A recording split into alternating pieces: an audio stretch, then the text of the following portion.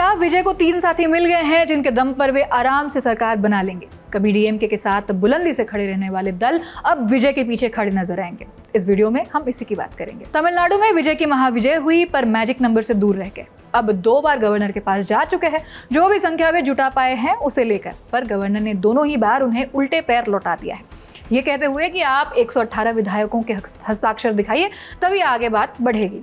अब विजय कहां से 118 दिखाएंगे? उनके पास तो अपना नंबर 108 ही है। हाँ, कांग्रेस ने समर्थन का ऐलान कर रखा है, पर क्योंकि कांग्रेस के विधायकों की संख्या केवल 5 ही है, तो ये जोड़ के भी 113 ही पहुंचती है। तमिलनाडु विधानसभा 234 सीटों वाली है, तो 118 पर ही सरकार की बात होगी। अब यही उलझ गई है विजय की गाड़ी कि बाकी के 5 विधायक कहां से लाए जाएंगे। तो एक संभावना ये जताई जा रही है कि विजय कांग्रेस के अलावा 3 और दलों के साथ मिलकर सरकार बनाने की तरफ बढ़े। इनमें से किसी भी दल ने विजय को समर्थन देने की बात नहीं कही है, पर हाँ, अब तक उस संभावना को नकारा भी नहीं है। ऊपर से जो इन दलों ने इशारे अब तक दिए हैं, उससे लगता है कि शायद बात किसी मोड़ पर बन भी जाए।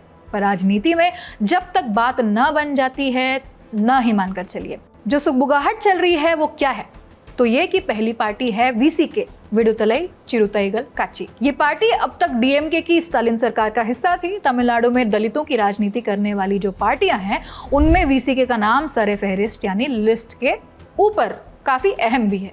इस पार्टी का नेतृत्व तोल तिरुमावलवम करते हैं। विजय ने तिरुमावलवन से समर्थन मांगा है। तिरुमावलवन ने कहा है कि हमारी बातचीत वामपंथी दलों से भी हो रही है, हम जो भी फैसला लेंगे उनसे बातचीत के बाद ही लेंगे। वीसीके के 2 विधायक तमिलनाडु विधानसभा पहुंचे हैं, तो इनका साथ मिल जाए तो विजय का नंबर पहुंच जाएगा 115।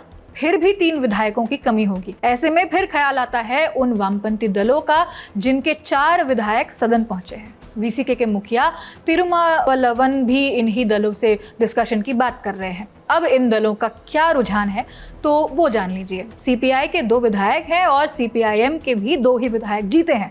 सीपीआई नेता है एम वीरापांडियन। उन्होंने कहा है कि विजय की पार्टी ने सीपीआई का समर्थन मांगा है। बकौल वीरापांडियन, क्योंकि कम्युनिस्ट पार्टी में कोई एक व्यक्ति विशेष फैसला लेता नहीं है, सो हम 8 मई को अपनी राज्य परिषद की बैठक बुला रहे हैं, वहां आगे क्या करना है तय करेंगे। इसी तरह की बात सीपीएम ने भी की है कि उनकी स्टेट कमेटी 8 मई को फैसला लेगी। इनसे भी विजय ने समर्थन मांगा है। अगर सीपीआई, सीपीएम और वीसीके ये तीनों राजनीतिक दल 8 मई को तय कर लेते हैं कि हम विजय के साथ हैं, तो फिर संभव है कि एक नया सियासी गठजोड़ हमें तमिलनाडु में दिखेंगे और विजय 119 विधायकों के समर्थन से सरकार बना ले। पर जैसा हमने कहा था, जब तक हो ना जाए बस देखते जाइए। उधर तमिलनाडु की राजनीति में एक दूसरे को फूटी आंखों भी न देखने वाले डीएमके और एआईडीएमके के भी साथ आने और सरकार बनाने की सुगबुगाहटें हैं, पर उनका भी नंबर जोड़कर 106 ही पहुंचता है। मामला कुल मिलाकर काफी पेचीदा और फंसा हुआ है। वैसे कहा जा रहा है कि राज्यपाल सबसे बड़ी पार्टी होने के नाते विजय को ही आगे